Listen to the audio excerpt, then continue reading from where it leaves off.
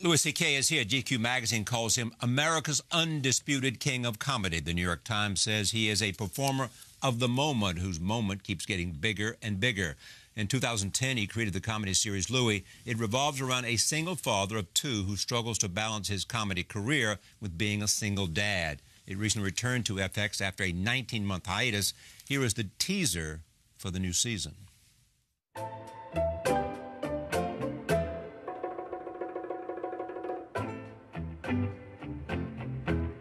You won't admit you love me, and so how am I ever to know? You always tell me, perhaps, perhaps, perhaps. The all-new season of Louie on FX. Not only do they talk about you being the undisputed king of comedy, and people love this show, there are these, I mean, yours is deeper and broader. Comparisons to Lenny Bruce, comparisons to Bob Dylan, comparisons to being a sort of philosopher king. Jesus. Do you want to not talk about that because it should be... Where does it come from, and how do you see what you are? I don't know. I mean, I'm just a comedian, you know. I think that's the bedrock of what I am. I do a lot of other things. Yeah. You know, I have a TV show, and I have, I act a little bit. Yeah. But I'm a dad and I'm a comic. That's really mostly what I am. So anything beyond that, I always get a little uncomfortable. I'm good at writing and directing and stuff. I'm good at that stuff. But I think you were doing that before you... Yeah, I've been doing that for a while. Yeah, I love doing those things. I always feel like I'm trying those things, though, even if I'm always feel like I'm just trying that. But it takes a while to make a comedian, doesn't it?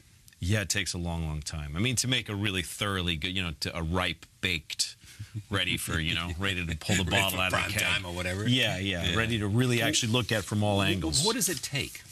Living. Yeah, you know, it takes understanding life through living it, and then being on stage an awful lot and not giving up. That's all. It's just, you know. And being prepared to fail. Oh, yeah. That's really the road. Failure is the road to being a great comic, I think. So if you always kind of back away from the tough things and find easy routes, you'll do okay. So failure is what? Not being funny? Yeah, well, not succeeding in the moment. So maybe being funny, but nobody got it or something. Right. If you don't get a laugh, or you have a bad show, or you're starting to feel a little uncomfortable, there's a comfort factor that feels real good, and it's nice to wear it once in a while. But when you stray off the road, you know, it's like if you're on a vacation and you're seeing everything that was sort of laid out for you where everybody else has been. But if you take a road off to the side and you feel a little uncomfortable all of a sudden, you know what I mean? Yeah. There's no obvious tourist things, but you're learning an awful lot all of a sudden. But failure has been a subject of yours too. I mean, not just that failure shapes you, but you talk about failure. Yeah, it's a fascinating thing because most people avoid it. So if you can get to a place where you kind of like it, you know, I mean, you like what you get out of it, then it's new territory, you know. What do you learn as a comedian in that 25 years? You actually cited 25 years. It takes 25 years to make a comedian. What is it you learn? You learn presence. You learn a oneness with an audience. Yeah. You learn a sense of who you are and what your own strengths are. But those are obvious to me, and I'm not a comedian. Yeah, those come pretty quickly, I think. Like a stage presence comes pretty quickly, depending on who you are. How to write jokes and how to generate material and know it's going to work, that sort of comes, you know, first 10 years you're building the skills. Yeah. The basic skills are what? Timing, delivery? Yeah, timing and delivery and material, you know. Material that works. Generating the jokes, because most comedians, you know, you write your own stuff, you come up with your own thing. Connecting with an audience, and then there's all sorts of other things that happen. You know, your best show keeps getting higher and higher. That's the first thing. How good you can do keeps increasing, but then the really important thing is how bad your worst show starts coming up. I think that's for any performer. You know, your worst show needs to come up close to the best show, so that even on your worst night, you're still. Okay, so in the new season, your best show. The worst show should be much closer to the best show. The margin should be like that. Yeah. That's right. Yeah. So, Now, how does that happen? Well, experience. It's just experience. Yeah. It's just you know, there's hardly any situation that I haven't seen. So, You know, when I feel an audience, you know, you get an instinct for things. But did you have the power of observation always? You just had to learn how to shape it and form it. I mean, to see life with a comedic eye. Yeah, I mean, I guess that's just the way I look at things. And I'm very curious, so I like to look at a lot of things. So I'm always out there looking at life and thinking about it. So I guess that's just observation. But it's being able to have people understand an observation, even if it's really from a strange place or even if it's very personal.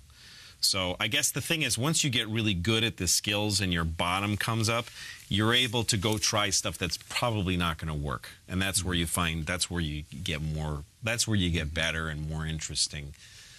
When you're, you know, the good comics do that anyway. To read about you is to know that nothing, even close, is as important as your children. Yeah, easily. Being a dad that's the most important job. And what do they think of the comedy? Did they love it? Did they say, yeah, it's not me, Dad, it's funny how you use us, but it's not me?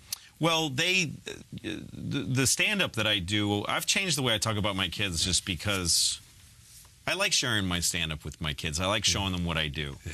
And, you know, the first time I ever showed my oldest daughter a bit I used to do about hide and seek, playing hide and seek. Yes, tell me that story. With her, and it was about getting really frustrated that she would hide it in plain sight, literally, and I would have to pretend she wasn't, that she was hiding better. And on stage, I would say what BS this was because she's, you know, I mean, I have to pretend she's good, and I would rail about it and get angry.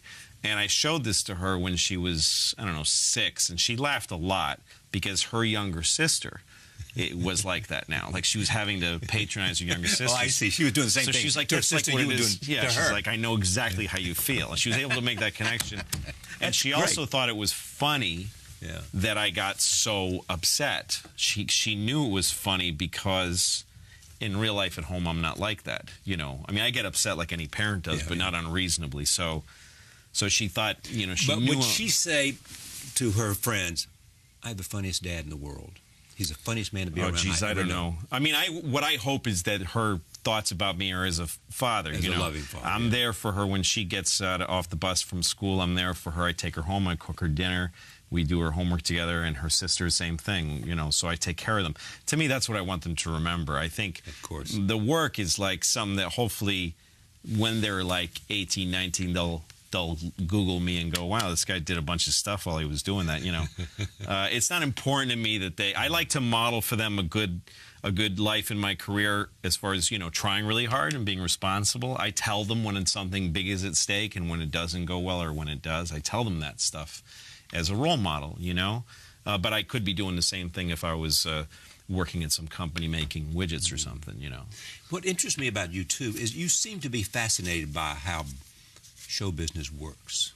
Yeah. I mean, not only a student, but understanding the business model, understanding, you know, I mean, there was a story I read about you once, understanding that how much you would charge for a night to a venue would affect what they did and ticket prices, because they had to suffer if they had not enough people there, didn't fill it up.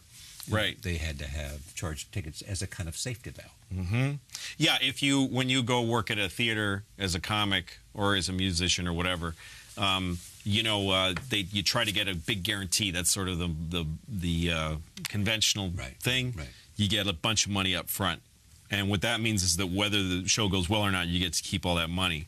That's asking a lot, you know. So in order to hedge against that and make that not such a big risk, the venue needs to spend a lot of money on advertising, promotion, and they need to charge a lot of money for the ticket, so that anybody that does buy tickets, they get a quicker, you know. So in the end, you end up making less money. If the place is sold out, your guarantee will have caused so much money to be spent, because once the place is sold out, you divide the profits with the promoter, that you both don't make that much money, and the audience pays a lot of money for tickets. But if you're willing to, I started to say, let's not have a guarantee. Let's just both do our best, and then we could ask them to keep the advertising budget lower. We which both have an investment in this. Yeah, and then also I wanted the fans to not. I didn't want it to be difficult to come see me. I get really sick physically when I see that like a ticket of mine costs like $75. That's just too much money. Yeah. So, but I mean, also, I mean, you did an amazing thing to me in a way, and I certainly identified it with it when you put the thing on your website. Yeah. And you said I'm going to charge you $5. Right. You know, and I hope you won't pirate it. Yeah, please don't steal it. Right. Pay $5. I hope you enjoy it, but don't steal it. Right. And amazingly, I mean, David Carr wrote a piece about this, as you know. Yeah. In the New York Times. Yeah, I talked to him. Yeah, I remember. Yeah. Yeah. And it worked. Yeah, it did. And it just says something very, very good. Well, the thing is, I kind of closed the gap. I also made the website very easy to use. Yeah. So I closed the gap between how easy it was to steal it and how easy it was to just buy it. Yes. And so, you know, it was just so much, because you could go to my site, and the $5 purchase was such a little bump in the road. It was almost like a viral video. Like, just click on this and watch it, but take 1 second, give us $5, and then you're over. That was actually easier, I think, for most people than to go to some pirate site and find a way to torrent it. So, you know, I think a lot of companies make it really tough for people to get stuff. And once something exists, if people can't buy it, they'll take it on the internet. They feel entitled to everything that's on the internet. So, you know, a lot of these companies, they put stuff out in stages, or they say you can only have it for 1 minute and we're going to take it back. Right. You know, when I went to Australia the first time, they were watching my show, and it wasn't on TV there, and it wasn't on iTunes or Netflix. They were all on the internet. Yeah, but regular people, not like crazy nerds, like regular family folks. They had all what? They all stole it. They all downloaded it. Yeah. Because we're not letting them watch it. We're not even giving them the opportunity. Yeah. And they all told me, if your show was available, we would buy it. But it's not. And the whole world knows about it, but us, it doesn't seem fair, so they just take it. Yeah. What's your relationship to other comedians? Do you watch them? Do you learn from them? Do you? Sure. Yeah. I'm always a student of comedy. I really love watching any comedian. I'll watch any comedian and just hear you know, it's like studying the ocean or the waves. Yeah, well, I mean, it's more than that. It's interesting to me because, I mean, I'm fascinated by watching painters, have told me. They go to the museum and they just look at it more clinically. Yeah, you study it. You're studying it. Yeah, sure. You're saying, that's how he did that. Color, I see that. strokes. Yeah. Look at that. That's right. And you do the same thing. Yeah, and it's hard to go out to. I mean, if I have time to go, like if I get a babysitter and run to a club to do a set, I might watch the guy before me, but then I got to go home. So I don't get to do that like I used to. When I started, I just devoured comedy. I went to clubs every night, even if I wasn't. I'd be on stage maybe twice a week, but I was at clubs 7 nights a week. Yeah. I'd watch every comedian I could, good or bad, friend or foe, didn't matter. I just watched and just loaded it into my system as. I'm the same way about interview. You know, I mean, just see how they do it. Are they doing? If you're in London, watch everybody you can see. Right. Are they doing it differently? Is there a style that's interesting? Yeah. Because in the end, you have to be yourself. You have to find your own sense. But there's always something to learn about the approach that somebody makes. Whether it's a baseball player watching another baseball player. Right, because a baseball player is watching another player, but he's watching baseball. He's watching this. They're all doing the same game, you know? So the game is the same in stand-up. Whatever the comic is doing is not in a vacuum. You're watching stand-up happen. You're watching how audiences are reacting. And the audience is such a mysterious animal to us, you know? So you're always kept guessing. There's some nights you go to a club and you're like, you know, I feel good. I'm ready to have a good show. But the audience has a strange, unanimous, grumpy feeling to them or something. And how did all these people, they're all strangers to each other, but they're all sitting there, we hate this show. Like, how is this happening? How is that some common response? Yeah, so I'll never see enough shows to go, okay, I get this. Yeah. You know? So it's an unquenchable thirst. You like Chris Rock? Yeah, he's a great guy. And we're very similar, you know. We grew up around the same time. Yeah. We had, you know, we were both listening to, you know, Van Halen and Led Zeppelin in two different worlds, but in the same East Coast feeling. And we always knew each other coming up. But then then he gave me a great job working for him. You know, I remember I was writing for his show, and we're all winning Emmys. Everybody's happy. And one day I'm next to him in his monologue mark during rehearsal, and he turned to me and he said, he said, when are you going to direct? When are you going to get out there and do your own thing? He said, I'm happy to have you here. It's like I have a minor league team and Barry Bonds is hitting home runs every day. But at some point you have to look at Barry Bonds and say, you got to get out of here. Like he was benefiting from my work, but he wanted me out on my own. It shows a good instinct in him. Yeah, he's always been like a big brother and a little brother to me at the same time. Does it come at a moment that you say, that thought comes to you yourself? I got it. I know that there has been a cumulative mass so that, I can go out. I don't need to write for somebody else. I need to write for myself. I need to get out there and face an audience. Sure. I mean, I was always doing... And I'm good enough. I was doing stand-up at the time, and I was getting off that way, performance-wise, but I was putting all of this sort of like knowledge of how to make visual television funny and stuff, and I was doing that with Chris, and I'd done it with Conan and Letterman and a few other people as a writer. But yeah, around that time I started to think I should try to do this for me. It used to be said, and David, in an interview I did with David Letterman, at the time that he got the Kennedy honors, we talked about Carson, who he loved, and Carson in a sense was a guy who could anoint you, as he did for David and so many others. Is anyone playing that role today, or anything? Not really. It used to be that. It used to be this, you did one set on Carson. And if he liked it, said... He did this, they called it the 3-ring sign. That was the thing. And then if he called this, if he did this, that meant, you're going to fill every club in the country for at least a year. And then there was when he'd bring you over to the couch, that was the big thing. Yeah. And then you were just a star right away. That's the way it was when I was starting out. Yeah. And everybody was trying to get on Carson. And then the Letterman, getting on Letterman was another version of that, where that meant you were the coolest new comic. Dude in town. But after Carson, I remember I did a set on Letterman once, and it went really well. And at the time, I was writing for Dana Carvey, and I showed him my set. And he said, when I was coming up, that set would have changed your life. Yeah. And, of course, it didn't. I mean, I did Letterman, I don't know, 8, 10 times, and...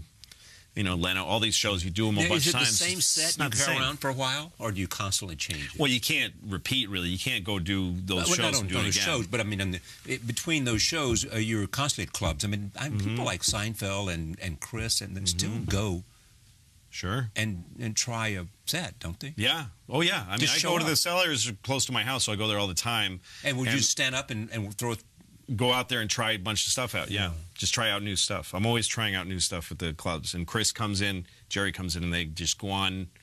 You first go on and crowd's excited to see you. But the thing with stand-up is that you can't abuse that. Like, the first joke you do that's not funny, you're just like anybody else right there. So actually, Chris and I have both said that we've done this, is you try to ground their expectation. You actually do something that isn't going to please them to get there quickly, so you can get to work. You know what I mean? Yeah. Like, you go on stage, they're all going, because they've seen you on TV. There's nothing useful is going to come out of that. So you say something, I don't know, not insult the crowd, but you just sort of say something to take them down or bore them for a minute, and then you can get an honest read on the material. What have you been doing for the 19 months you've been off? Well, I did a big tour, a lot of stand-up shows, theaters all over the country, in England and Norway, a bunch of places.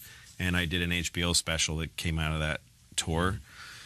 And then I worked on the show. I worked on, I spent more time, I usually start working on the show like in January, and it would go on the air in June. So I do all the writing and everything and shoot it and cut it. You write everything? Yes. But this year I started writing in April for a show that went on the air in May. So I spent a whole year. I worked on the show for a whole year, which is longer than I'd ever spent on it. So I did it more carefully this time. Is it like sculpturing?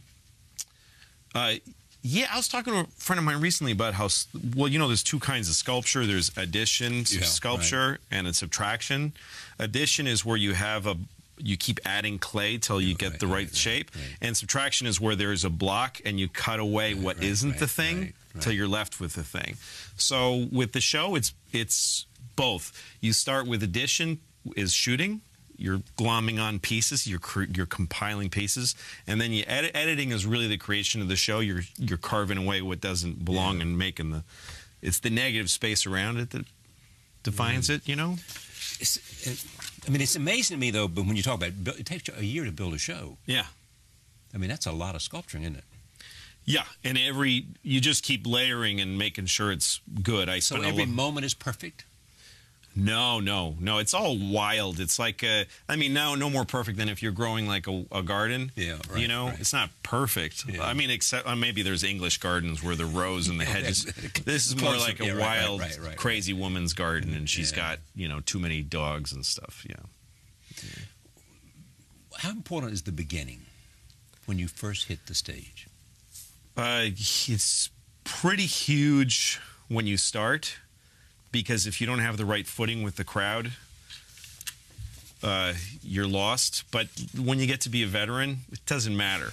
It really doesn't matter. You mean you walk out there, and if you don't get them right there, you'll get applause because they know you, and you're the king of comedy. But you know that even if for whatever reason you can get them. Yeah, it doesn't matter. And as a matter of fact, you can throw them back and get them back again. That's where you get really great. That's where you can get really good, because you can just go, you guys go away. You can piss them off, and then you go, yeah, I know you seem like you're upset. Because when you're on stage, you know the future.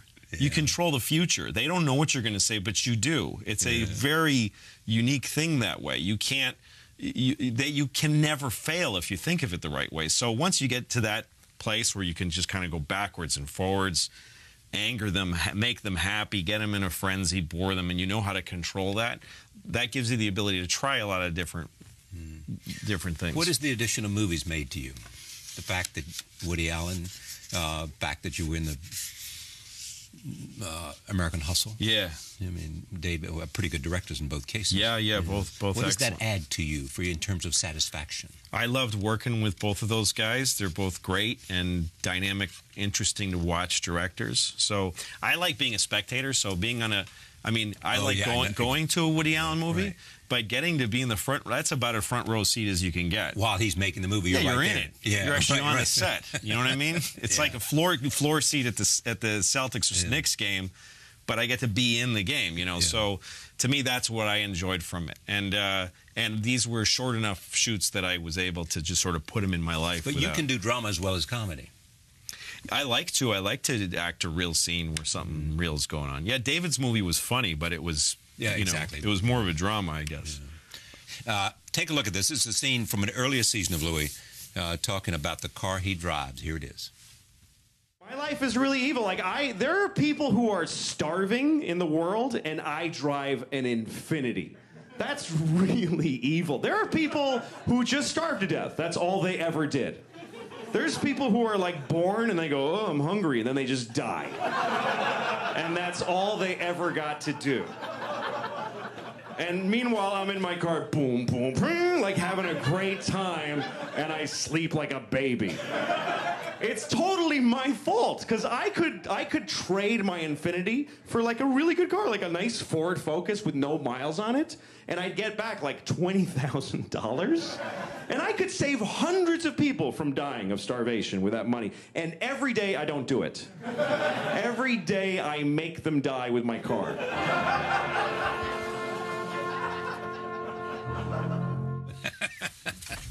When was that?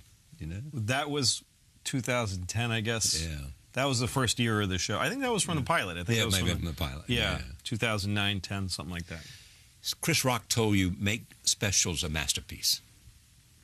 Yeah, you try to. Yeah, because they have longevity. They want to make them something that's always almost a sculpturing thing that we've talked about. Yeah, specials are something. It's to me. I used to describe it like the way they make samurai swords, or I used to. Yeah. That they bang it and then fold it and then bang it again, and then they fold it and keep banging it. So they pound on it, and they fold it so that they're squeezing out all the oxygen that's in the. You know what I mean? Just keep making it perfect. So every time you think I've got an hour, no, you don't. Write another hour and then fold it into that one, and then get rid of all the impurities and all the bad stuff, and then keep doing that. I had a lot of process I used to do, like everything that was my your big closing bit. Yeah. Your closing bit can make you very sluggish, kind of lazy, because about 20 minutes into your set, you're like, it's a 60-minute set usually, or maybe 90. Yeah. So like 20 minutes in, you're now 20 minutes away from your big 20-minute closer, which you know is not going to fail. A close is 20 minutes? Well, if you got a really good, strong one. Right. So 20 minutes in, you're like, I can coast for 20 minutes because I got this thing. Yeah. So I started making life hard for myself by opening with the closer. Like, let's open with the hardest material. Yeah. And then now I'm in a much worse shape. Then you got a long way to go. Yeah, then I have to follow it. I have to follow my toughest material with stuff that's pretty weak, and I have no closer. I have nothing to depend on. There's just an open wound at the end. So, but if I did that, then this bit would just, through need, it would cauterize and become the closer. And then you put that at the beginning, and you keep doing that until you have, hopefully, 90 minutes of closing bits where you could just flop them out and it doesn't matter what order you're doing. That ought to be a prescription for everybody, to be able to take a hard look and make sure you're not coasting and turn it upside down. I mean, somebody once said about a business model, you ought to blow it up every 10 years. Right. You might as well. I mean, what would be the point of doing this kind of crazy stuff if you're not trying to really do the best version of your Can you imagine doing something in 5 years, not whether it's under the broad umbrella of comedy and film and entertainment, but can you imagine doing something that just would never occur to you today? I mean, is part of your mindset today, being as successful as you are, I want to really push the boundaries and the frontiers of whatever? Well, I'd love to do new things. I love to learn. Learning is my favorite thing. So if something came across, I don't look at my career as like, I want to do the biggest thing. So, like, if I get offered something that's like, you're going to be the blockbuster, you're going to be the, you know, you're going to put on an animal suit and be this guy, and you're going to get paid $50 trillion. I wouldn't, to me, that's not interesting, but something, I mean, I don't know what it is. If somebody said they want you to go do this, yes, I would, I'm excited for that. But that's where your head is. Yeah, like maybe somebody will say, go to Hungary and make a TV station in Hungary. All right, I'll try it. Try that, Yeah, I don't know. This is another season from the show talking about being single. Here it is. It's not fun to be single at 41. I was married for 10 years. I'm divorced. I got 2 children. It's hard to start again after a marriage. It's hard to really look at somebody and go, hey, maybe something nice will happen. You just don't. I know too much about life to have any optimism. Because I know even if it's nice, it's going to lead to shit. I know that if you smile at somebody and they smile back, you've just decided that something is going to happen. You might have a nice couple of dates, but then she'll stop calling you back, and that'll feel shit. Or you'll date for a long time, and then she'll have sex with one of your friends, or you will with one of hers, and that'll be shit. Or you'll get married, and it won't work out, and you'll get divorced and split your friends and money, and that's horrible. Or you'll meet the perfect person who you love infinitely, and you even argue well, and you grow together, and you have children, and then you get old together, and then she's gonna die. That's the best case scenario, is that you're gonna lose your best friend and then just walk home from D'Agostino's with heavy bags every day and wait for your turn to be nothing also. It's genius. That's pretty bleak. So what do we expect in the new season? Well, it's a very different season than the other 3. There's bigger stories. I have one story that's 6 episodes long, and it's and then there's another one that's 2 episodes, and then it's all connected this year. I mean, each episode stands alone and it has its own little story. When you say story, what does that mean? Well, when I write this show, because my network FX doesn't make me turn scripts in. They don't read it first. Yeah. They don't give you notes either. No, they don't. And when you turn in scripts to a network, it means you have to finish them and you have to define it all and have it all be very neat. Here's episode 1, here's episode 2. But I just write stories however long they are. And I had this one story that kept going, and then it was like 100 pages. So I just shot it. We didn't care. We didn't say when we were shooting it what episode we're shooting. We just shot the 100 pages. Then there was another one that was like 60 pages, one that was like 4 pages. So I just shoot the stories themselves. It doesn't really matter how they fit together. And then when I edited it, I figured out, well, this one's 6.5 episodes really. This one's 3, and you know, so it kind of, most people watch a whole season just all at once now anyway, so it doesn't really matter. It is great to have you here. Same here. Great to be here. Thank you, Charlie. Thanks for having me. Back in a moment. Stay with us.